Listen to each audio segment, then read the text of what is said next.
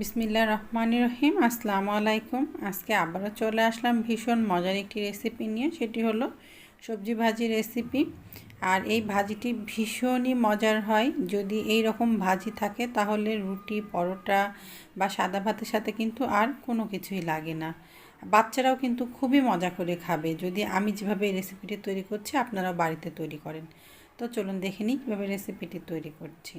তো এখানে আমি 3টি ডিম নিয়ে নিয়েছি আর এর মধ্যে আমি 3 চিমটি পরিমাণ লবণ নিয়ে নিয়েছিলাম। এখন ডিমটা খুব ভালো মতো আমি ফেটিয়ে নিচ্ছি।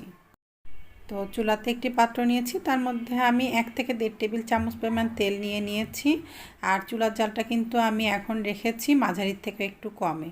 তো ডিমটা যখন তলার দিকটা একটু শক্ত হয়ে এসেছে, সামান্য একটু শক্ত হয়ে এসেছে কিন্তু কোনো কালার হবে না, তখন ডিমটা আমি একটু ভেঙে ভেঙে নিচ্ছি। তবে খুব বেশি ঝুড়ো ঝুড়ো করে নিব না, একটু আস্তে আস্তে থাকবে এমনটা করে আমি এটি স্ক্রাম্বল তৈরি করে নিচ্ছি।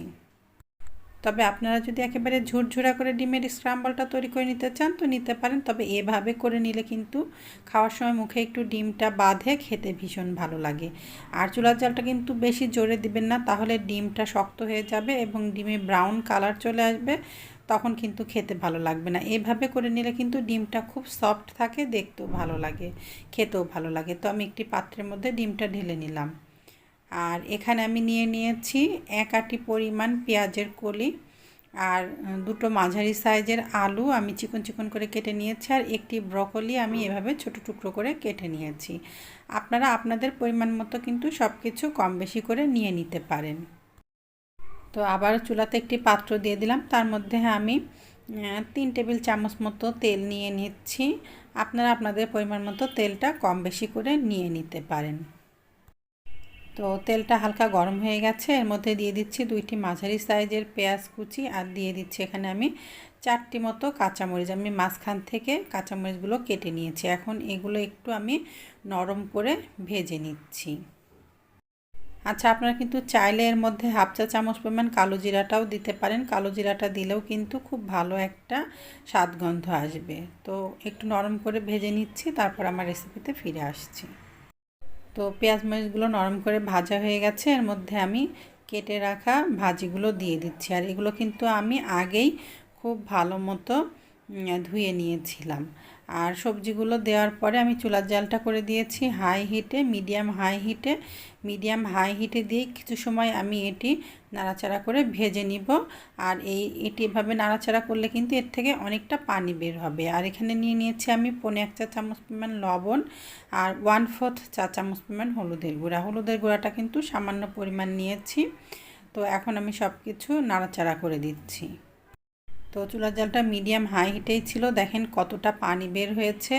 এই পানিটা একেবারে শুকিয়ে যাওয়া পর্যন্ত চুলার জালটা মিডিয়াম হাই হিটে দিয়েই কিন্তু ভাজিটা আমি নাড়াচাড়া করে নিব।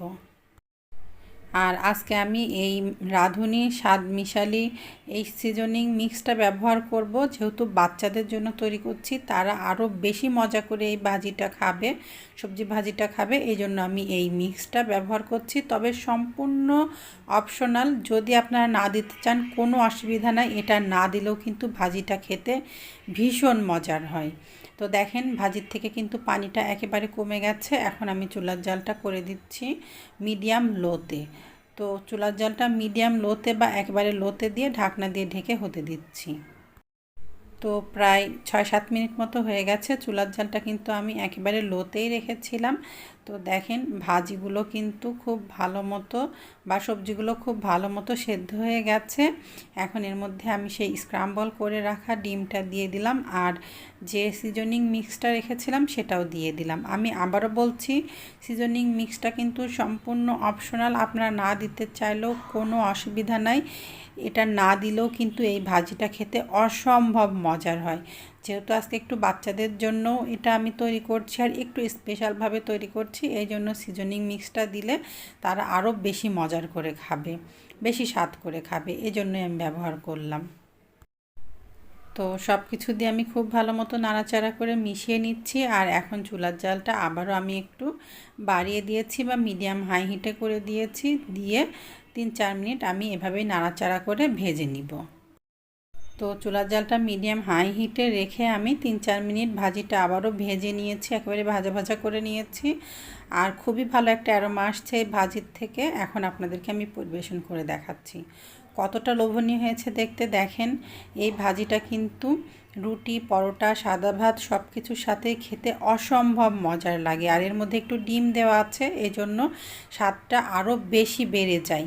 আর বাচ্চারা সবজি খেতে না চাইলে আপনারা কিন্তু এইভাবে তৈরি করে দিতে পারবেন, দেখবেন যে ওরা খুবই মজা করে খাবে। শুধুমাত্র বাচ্চারা না, বড়রাও কিন্তু এই ভাজিটা খুবই পছন্দ করবে। আজকের মতো এখানেই রাখছি। আসসালামু আলাইকুম, আল্লাহ হাফেজ।